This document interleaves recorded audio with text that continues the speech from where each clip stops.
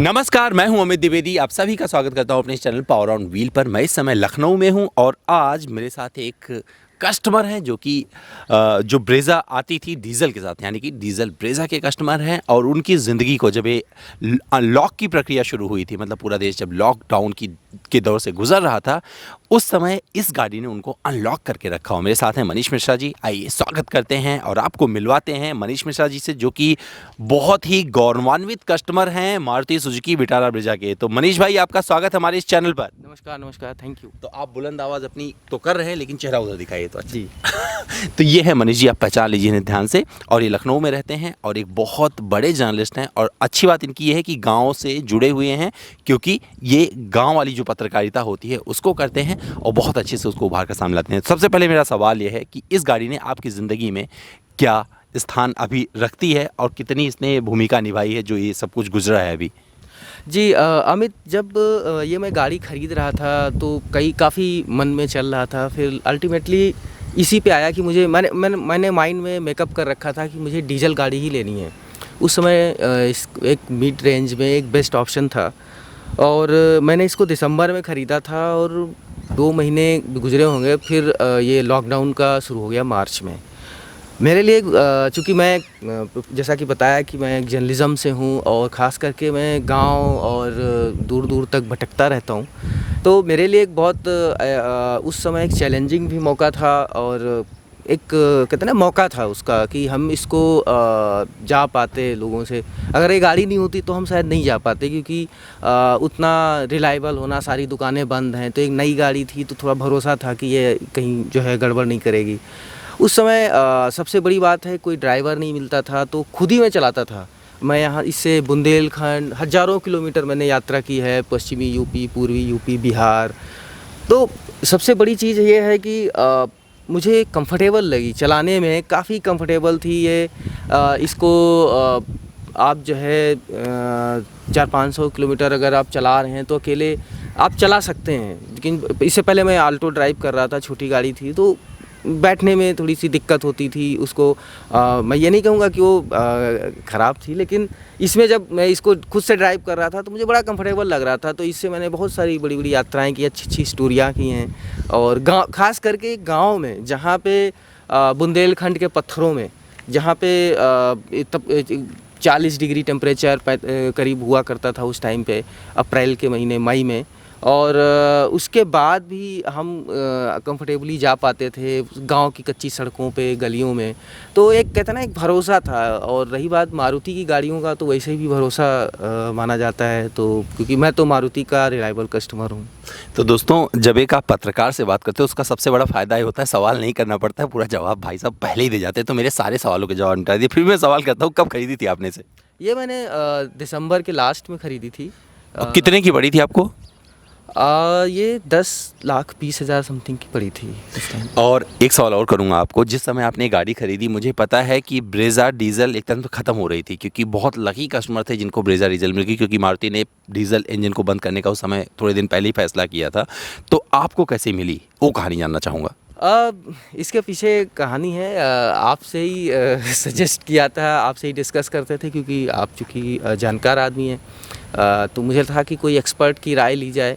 तो काफ़ी मैं गाड़ियाँ देख रहा था, करीब 1 साल मैंने किया, रिसर्च किया कि कौन सी लें, हुंडई में जाएं या इसमें जाएं या महिंद्रा में जाएं।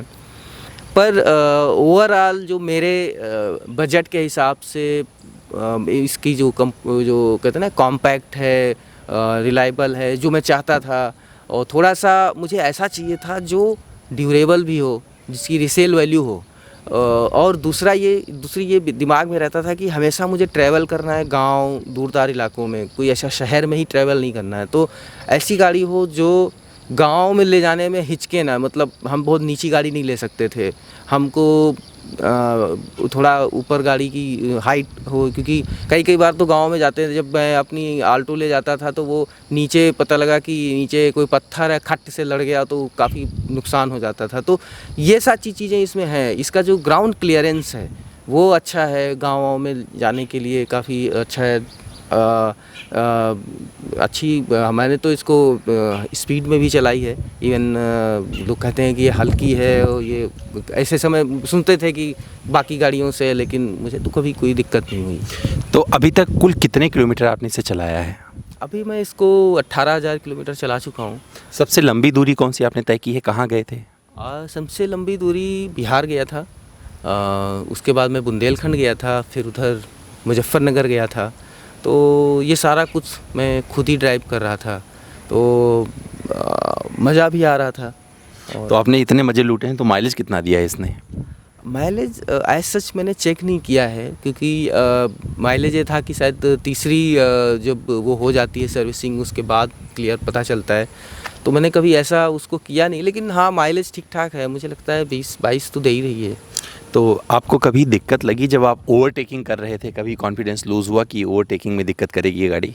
नहीं, ऐसा मुझे कभी हुआ ही नहीं। मतलब अगर आप माइंड मेकअप करके चलाते हैं कि ये गाड़ी लूज़ कर सकती है कॉन्फिडेंस, तो शायद मुझे लगता ज़रूर लूज़ करेगी। लेकिन जब आप कॉन्फिडेंटली चलाते हैं, मुझे कभी, मैं तो 120-130 तक स्पीड में ले गया, 140 तक भी इवन मैंने। इतना बोलोगे तो चालान भेज देंगे सब लोग। ज़्यादा नहीं वो कभी एक बार जब सुनसान इलाके में, तो 100-120 तो आदमी चला ही जाता है जब रास्ता साफ़ है। तो मुझे कभी दिक्कत नहीं हुई ऐसी इसको ड्राइव करने में।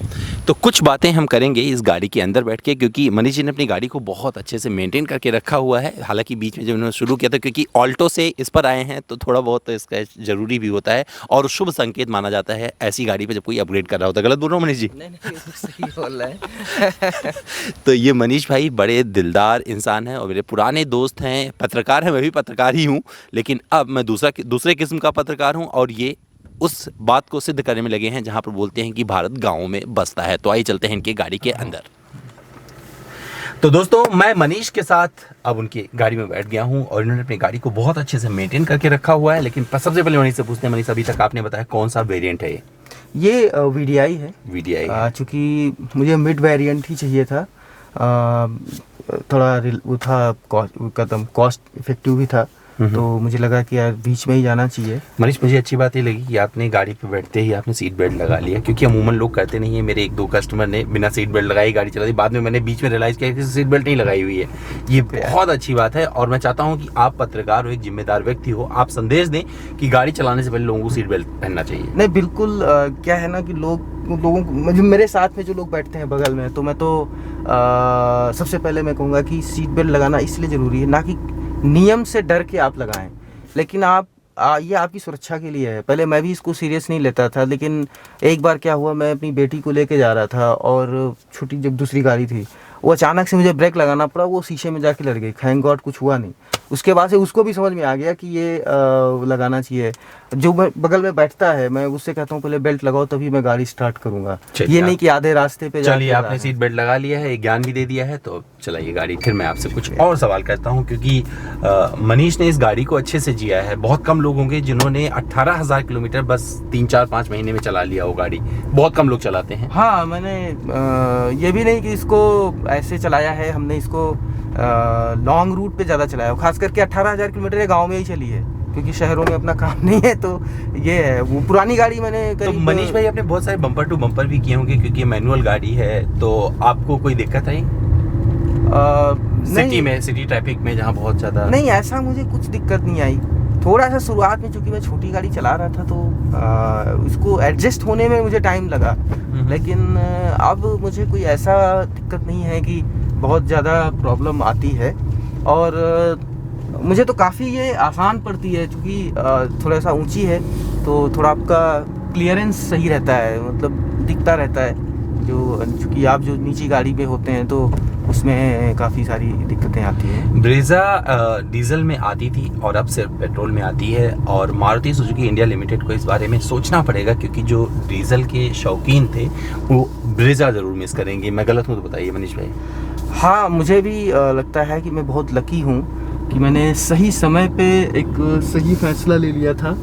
और क्योंकि ये जो है अब कंपनी ने बनानी बंद कर दी है, तो जब मुझे पता चला तो मुझे लगा मैं कितना लकी था, क्योंकि लेटेस्ट मॉडल आप दिसंबर जनवरी में ख़रीद रहे हैं, और उसके बाद आपको पता चलता है कि डीजल गाड़ी नहीं आएगी।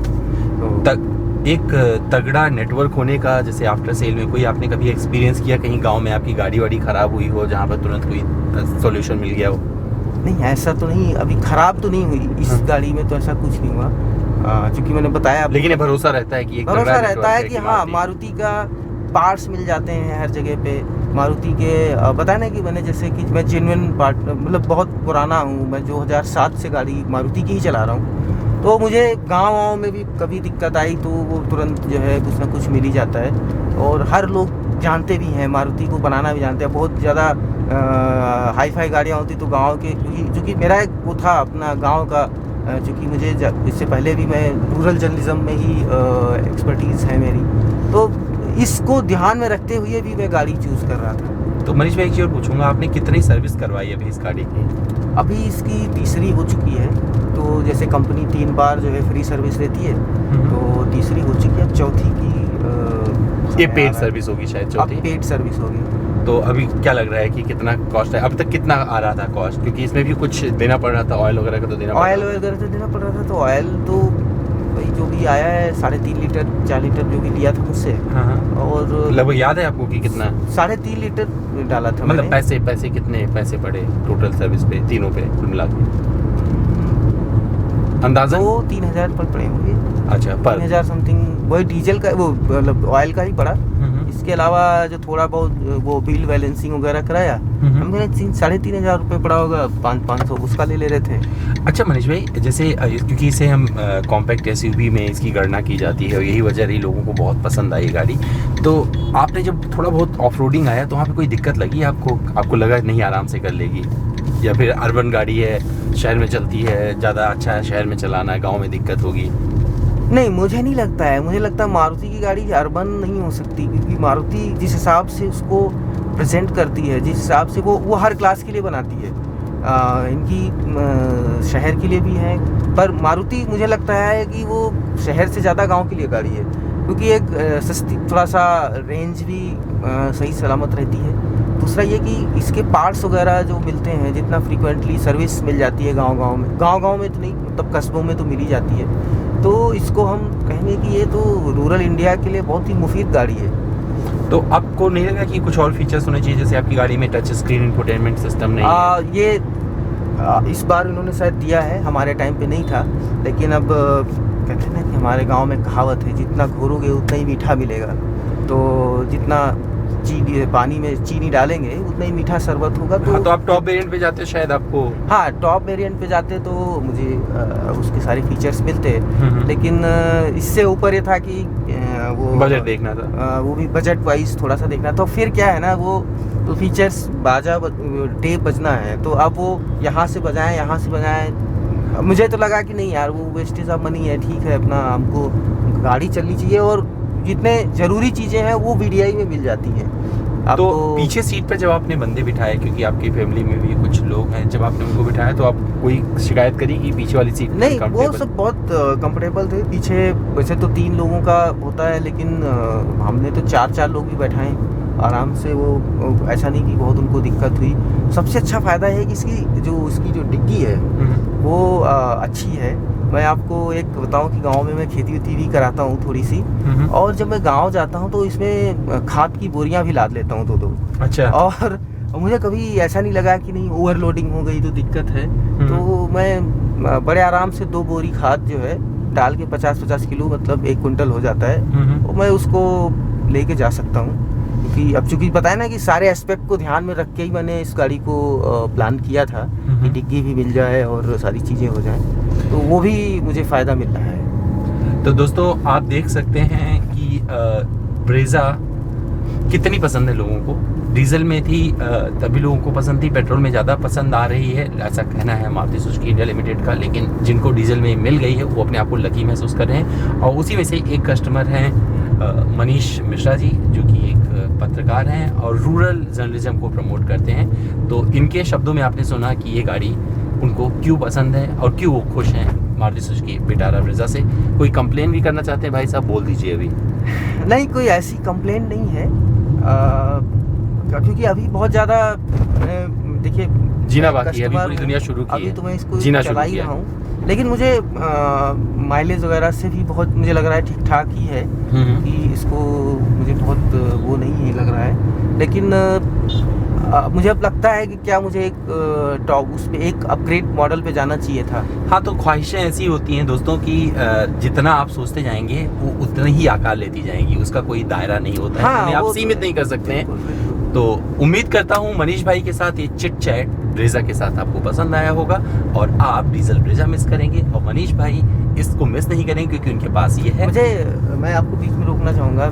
मेरी मारुति से गुजारिश है कि भले ही इसको थोड़ा सा आप महंगा कर दें, BS6 का जैसे चल रहा है, ये BS4 मॉडल है, लेकिन आप डीजल ब्रीजा ज़रूर लेके आएँ क्योंकि ये लोगों को पसंद है। और क्या है कि डीजल थोड़ा सा माइलेज भी अच्छा होता है, थोड़ा रेट वाइज इस समय तो बराबर चल रहे हैं, लेकिन वो थोड़ा सस्ते पड़ते हैं। तो मेरी इल्तिजा रहेगी कि कंपनी जो है डीजल ब्रीजा के बारे में ज़रूर सोचे। तो जब कंपनियां ऐसा कोई फैसला लेती हैं तो उसके साथ साथ एक जब अपना वो सेंटेंस बनाती हैं और जो पेश करती हैं, जो स्टेटमेंट देती हैं, उसमें एक गुंजाइश छोड़ जाती हैं। तो मैं बैठा था उस समय जब ये डीजल इंजन को लोगों ने बंद किया था, जो भार्गव साहब ने बोला था कि हम बाद में देखेंगे कि डिमांड कैसी रहती है। अगर डिमांड अच्छी रहती है तो 100% वो लोग वापस आएंगे और मुझे पक्का भरोसा है कि मारुति सुजुकी इंडिया लिमिटेड जरूर डीजल के साथ दोबारा वापसी करेगी, ऐसा मुझे लगता है, क्योंकि उनके शब्दों से उस समय भी लोगों को आभास हुआ था। और जिस तरह से डिमांड अगर बनेगी तो 100% ये ब्रेजा फिर से डीजल में दिखेगी। तो दोस्तों ये मेरी बात है, मारुति सुजुकी इंडिया लिमिटेड ने कुछ नहीं कहा है फिलहाल। और उम्मीद करता हूँ मेरा ये वीडियो आपको पसंद आया होगा, एक कस्टमर रिव्यू जो लखनऊ से लेके आया आपके लिए, ये अच्छा लगा होगा और मनीष भाई की बात से आप लोग सहमत होंगे। इसके बावजूद अगर आप मुझसे कुछ पूछना चाहते हैं तो मेरे इंस्टाग्राम पर आइए, मेरा इंस्टा हैंडल है amit.dwivedi। सवाल करिए, जवाब पाइए।